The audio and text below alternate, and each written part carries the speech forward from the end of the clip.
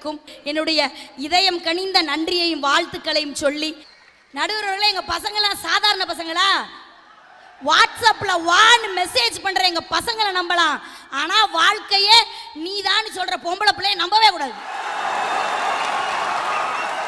Side அடிக்க வைப்பதும் எங்கள் பெண்கள் தான், சரக்கடிக்க வைப்பதும் எங்கள் பெண்கள் தான். எங்களுக்கெல்லாம் சப்போர்ட் பண்றதுக்குன்னு இந்த மாதிரி எல்லாம் சில பேர் இருக்காங்க. நான் ஒரு சின்ன விஷயம் சொல்றேனே, அடுப்புல வச்ச குக்கரும் பொம்பளை பிள்ளைகிட்ட சொல்ற ரகசியமும் 10 நிமிஷத்துக்கு மேல வெடிச்சிடும்.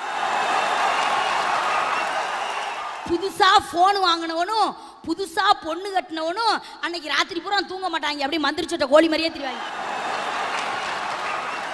அதை விட நான் ஒரு சின்ன விஷயம் சொல்றேங்க, பசங்களுக்கு ஒரு பொண்ணை பிடிச்சிருச்சுன்னு வைங்களேன், என்னென்ன செய்யணும் தெரியுமா? ஃபர்ஸ்ட் ஒரு ரோஸ் வாங்கி கொடுக்கணும், அடுத்து ஒரு சுடிதார் வாங்கி கொடுக்கணும், அடுத்து ஒரு நெக்லஸ் வாங்கி கொடுக்கணும், அதுக்கும் மடியலைன்னா ஒரு வைர மோதிரமாவது வாங்கி கொடுத்தா தான் அந்த பிள்ளைய கரெக்ட் பண்ண முடியும்.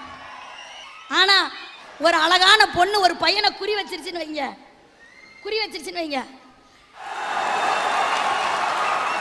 பொண்ணுனா சிக்கன் இருக்கணும், போன்னா சிக்னல் இருக்கணும், சிக்னல் இல்லாத போனும் சிக்கன் இருக்கிற பொண்ணும் பசங்களை சுத்தல்லையா விடும்.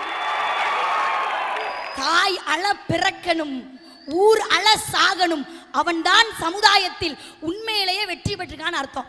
ஒரு பொண்ணு செல்லுல பேலன்ஸ் இருந்துச்சுன்னா எவனோ சிக்கிக்கிட்டான்னு அர்த்தம். ஒரு பையன் செல்லுல பேலன்ஸ் இல்லைனா எவட்டையோ மாட்டிக்கிட்டான்னு அர்த்தம். நிமிர்ந்த நன்னடை, நேர்கொண்ட பார்வை, நிலத்தில் யாருக்கும் அஞ்சாத தன்மை, பெண் நிமிர்ந்து போகணும்னு ஒரு சுதந்திரம் கொடுத்தோம்ல. இன்னைக்கு பிள்ளைய குனிஞ்சே தான் போகுது, SMS பண்ணிக்கிட்டே போய் பொதுக்குன்னு சாக்கடைகள் கிடக்கு.